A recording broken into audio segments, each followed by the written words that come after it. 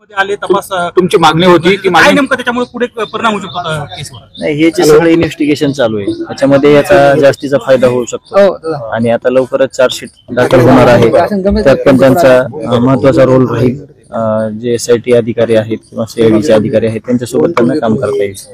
मात्र या अनुषंगाने जर उज्ज्वल निकम यांच्या यापूर्वीचा इतिहास बघितला तर मोठमोठ्या केसेसमध्ये निकाल लावण्यामध्ये किंवा निकाल नाही तर आरोपींना शिक्षा देण्यासंदर्भात त्यांची फार मोठी भूमिका राहिलेली आहे.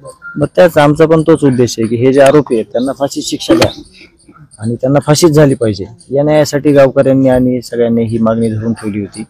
आज मागणी पूर्ण झाली आहे. तर त्यावर आमचं भूमिका एकच आहे की आरोपींना फाशी झाली पाहिजे. मात्र आता कुठेतरी या आंदोलनाला यश येते आणि पहिली मागणी जी आहे ती सरकारने उच्चस्तरीय पातळीवरून आता ही मान्य केली असं वाटतंय काय आणि आता पुढे आंदोलन कसं असणार? नाही, तसंच समजावं लागेल. काल आंदोलन सुरू झालंय आणि आज ही मागणी मान्य केली आहे म्हणजे आंदोलनाचाच भाग आहे किंवा आंदोलन झाल्यानंतरच ही गोष्ट कुठतरी जी काही प्रोसेस मध्ये होती ती पूर्णत्वास गेली असं म्हणलं तरी चालेल. आतापर्यंतचा इतिहास आहे की पहिल्यांदा आपण 2 दिवस रस्त्यावरती गावकरी बसले, त्यानंतर पहिला गुन्हा दाखल झाला, त्यानंतर टाकीवरती चढून तुम्ही आंदोलन केलं, त्यानंतर वाल्मिक कराडवरती गुन्हा दाखल झाला आणि आज आपण तिसऱ्यांदा बघतो की जिथे अन्नत्याग आंदोलन केलं तर दुसऱ्या दिवशी उज्ज्वल निकम यांची नियुक्ती झाली. याचा अर्थ असा आहे की जोपर्यंत आंदोलन होत नाही तोपर्यंत सरकार मागणी मान्य करत नाही. आम्ही देखील तर तयार आहोत. जर आंदोलन करून सगळ्या मागण्या मान्य किंवा आरोपींना फाशीपर्यंत जे आम्हाला काही रस्त्यावर उतरून करावं लागेल किंवा कुठलीही बाजी द्यावी लागेल जीवाची तरी आम्ही त्याला मागे पुढे बघणार नाही आणि आमची भूमिका ही अशीच राहील. फक्त एक आहे की शेवटला आम्ही जे मागतोय ते न्याय मागतोय. न्याय व्यतिरिक्त आम्ही दुसरी कुठलीही मागणी करत नाही. या न्यायाच्या भूमिकेमध्ये आम्हाला जे काही आंदोलनाचा पवित्रा घ्यावा लागत आहे वारंवार ते आम्ही घेऊ. त्याच्याविषयी आमचं काही जे आत्मक्लेश आहे आमचा तो आम्ही करू आणि या पुढेही जे काही याच्यामध्ये न्यायाच्या भूमिकेत जे काही आंदोलन करावं लागतील जे काही रस्त्यावर उतरावं लागेल ते आम्ही त्याच्यात कुठेही कसर पडू देणार. 7 मागण्या या सगळ्या निवेदनामध्ये दिलेल्या आहेत त्यातली एक मागणी पूर्ण झाली. किती मागण्या पूर्ण झाल्यावर आंदोलन कसं तुमची भूमिका काय असणार? नाही, आमची भूमिका काल SP साहेबांना जे फोन केला होता त्यांच्या संबंधित काही ज्या मागण्या आहेत त्याच्यावर त्यांनी आम्हाला सकारात्मक प्रतिसाद दिलेला आहे.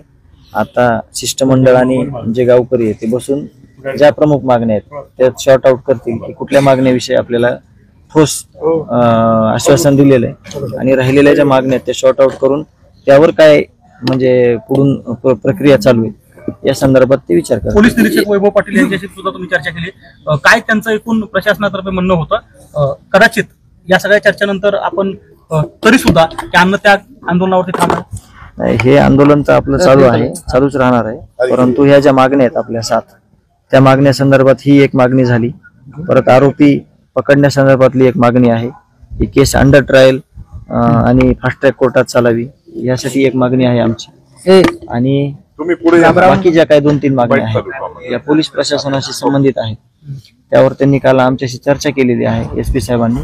आता गावकरी आणि जे काही शिष्टमंडळ आहे ते चर्चा करून पुढील काय आम्हाला निर्णय घ्यायचा आहे ते आम्ही घेऊ. आता जे निकम यांची नियुक्ती झाली त्याकडे कसं पाहता? सकारात्मक पाऊल उचलते शासन तुमच्या सगळ्या सरकारचा आभार मानत आहे? नाही, आपण आभार मानण्यापेक्षा आपण मागणी केलेली आहे आणि त्यांना पण न्यायाच्या भूमिकेत जे शब्द दिले मुख्यमंत्री साहेबांना त्याच्या संदर्भातच एक पाऊल आहे हे असं आम्ही समजू. पण मुख्यमंत्र्यांच्या या भूमिकेकडे कसं बघता?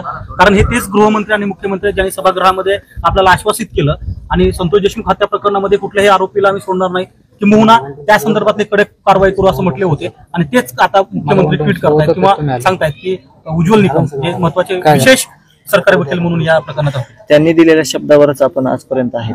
आपण काल देखील आंदोलनाला बसण्याच्या अगोदर मी काय बोललो होतो तुम्हाला की आपला कुणालाही त्रास द्यायचा मानस नाही, आपण कुणालाही त्रास देणार नाही. जो आत्मक्लेश आहे तो आपण स्वतः करून घेणार आहोत आणि हे जे काही नियुक्ती झालेली आहे सरकारी वकील साहेबांची आणि आम्हाला आमची एकच भावना आहे की कुठेही कसर न पडू देता आम्हाला न्याय द्या. न्यायाच्या भूमिकेत जसं तुम्ही आजपर्यंत राहिले आम्हाला अपेक्षित जसं आहे तसं तुम्ही शेवटपर्यंत पोलीस अधिकारी देखील तुम्हाला आता भेटण्यासाठी या ठिकाणी आले होते. काय त्यांनी निरोप दिला? SP साहेबांना जे काही मला काल फोनवर बोलणं झालं त्या संदर्भात जे पत्र दिलं होतं PI वैभव पाटील साहेबांनी त्यांचं म्हणणं असं होतं की ह्या सगळ्या जे तुमचे इन्व्हेस्टिगेशन काही राहिलेले आहेत ज्या उणीवा आहेत त्या तुम्ही कधीपर्यंत देणार आहेत. तर मी त्यांना सांगितलं की मला 2 दिवसाचा वेळ द्या म्हणजे व्यवस्थित ड्राफ्ट बनवून मी त्यांना देईन. मग त्याची माहिती म्हणजे घेण्यासाठी त्यांना कालावधी दिला जाईल.